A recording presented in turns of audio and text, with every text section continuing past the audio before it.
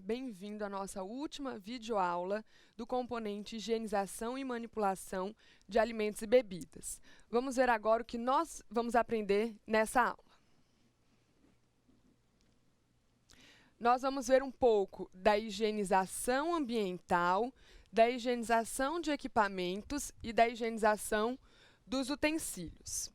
Também sobre a higiene e a conservação dos alimentos, os critérios de segurança nas etapas de produção e sobre a legislação sanitária vigente e noções básicas de boas práticas de fabricação. Quanto à higiene ambiental de equipamentos e de utensílios. Primeiramente, o que é a higiene ambiental? Higiene ambiental é aquela higiene do ambiente. O que faz parte do meu ambiente na UPR? Pisos, paredes, teto, é o que faz parte do ambiente, por exemplo, de uma UPR.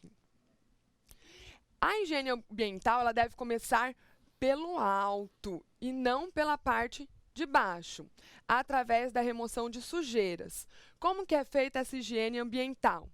Deve-se lavar com detergente o ambiente, enxaguar, retirar o excesso com o rodo e desinfetar com solução clorada para ambientes.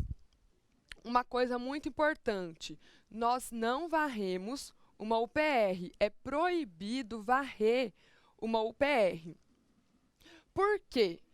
Quando você varre, você levanta poeira, levanta determinados contaminantes ambientais que podem estar ficando no alimento. Então, é proibido varrer uma UPR. Para a higienização dos utensílios e equipamentos, é necessário, primeiro, retirar a sujeira que vemos com detergente neutro, água e bucha. E depois, desinfetar a sujeira que não vemos, que são os micro-organismos. Importante que vocês saibam que a limpeza é a higienização é aquela parte onde eu limpo o ambiente com sabão, detergente, enxago. E a parte de desinfecção é quando eu faço uma limpeza mais profunda, é quando eu estou usando algum tipo de cloro para matar os micro-organismos. No caso, então, da higienização de frutas, legumes e verduras. Só lembrando que eu higienizo esses alimentos dessa maneira apenas quando eles forem consumidos crus. Se eles forem passar por cocção, que é o cozimento, eles não precisam ser higienizados dessa maneira. São higienizados dessa maneira apenas se forem consumidos crus. Então, é necessário, primeiramente, retirar a sujeira com água corrente. Desinfetar em solução clorada por 15 minutos. Essa solução clorada, nós temos o hipoclorito de sódio ou águas sanitárias que são próprias para a desinfecção do alimento. Como eu vou saber que aquela água sanitária é própria para desinfectar um alimento? Nela vai vir escrito, por exemplo, na composição, que ela contém apenas hipoclorito de sódio. Ou vai estar descrevendo como você deve higienizar os alimentos com aquela água sanitária.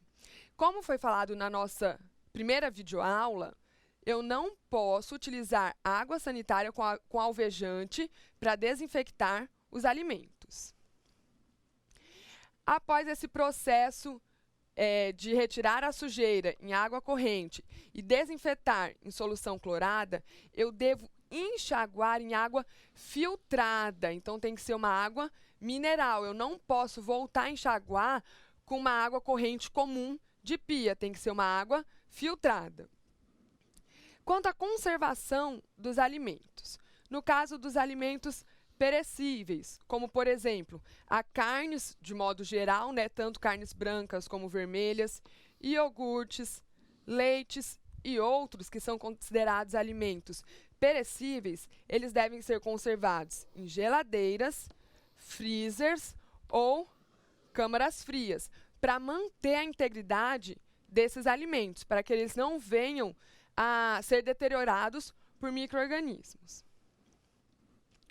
Os alimentos não perecíveis, como, por exemplo, arroz, feijão, açúcar, sal, macarrão e outros, devem ser conservados em local fresco, em prateleiras de aço inoxidável, separados entre si, separados da parede e não podem ficar em contato direto com o chão.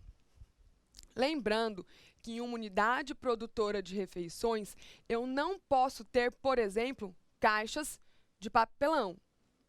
Não posso ter esse material dentro da unidade produtora de refeições.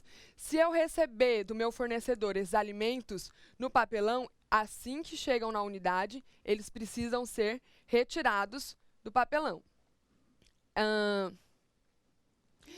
Os alimentos, eles têm que estar separados entre si, empilhados de uma forma que haja um ar circulante e não podem estar encostados na parede. Outra coisa que eu não posso na UPR são materiais de madeira. A madeira molha, produz fungos e pode estar contaminando os alimentos. Então, eu não posso material de madeira em uma UPR. Não pode ficar em contato com o chão.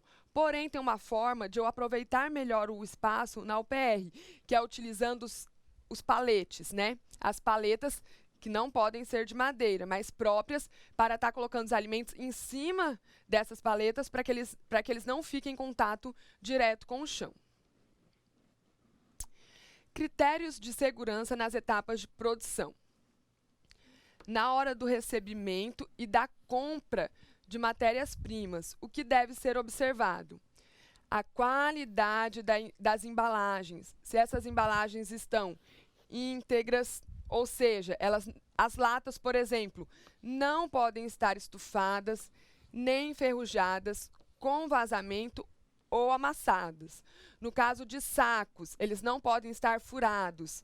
Deve-se observar também a data de validade dos produtos.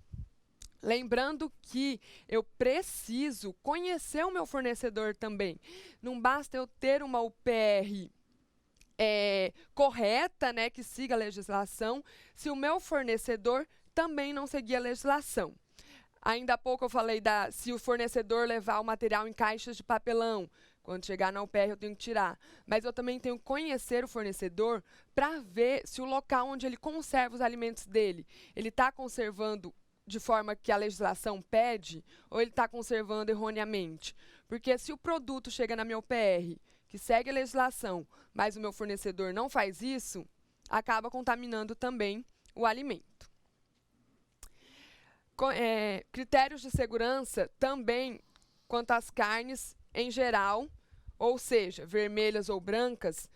Quando eu vou receber essas carnes, elas devem ter cor e cheiro característicos e sem a presença de mofo ou bolor. Bolor são os fungos, por exemplo. Então, essas carnes têm que chegar íntegras. Legislação sanitária vigente e noções básicas de boas práticas de fabricação. Aí aqui eu coloquei duas legislações para vocês. A RDC 216, de 15 de setembro de 2004, que vai falar sobre o quê? Sobre o regulamento técnico de boas práticas para serviços de alimentação. Então, essa RDC vai estar abordando as técnicas para se ter boas práticas no serviço de alimentação.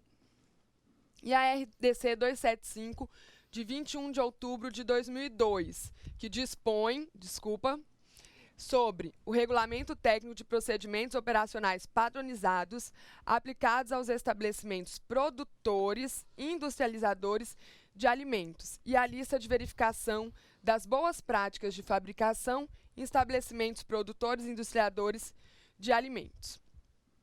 Ambas as legislações vem na apostila pedindo para que vocês entrem e leiam essas legislações que elas vão cair na prova. Essa foi a nossa última aula, espero ter contribuído com o aprendizado de vocês.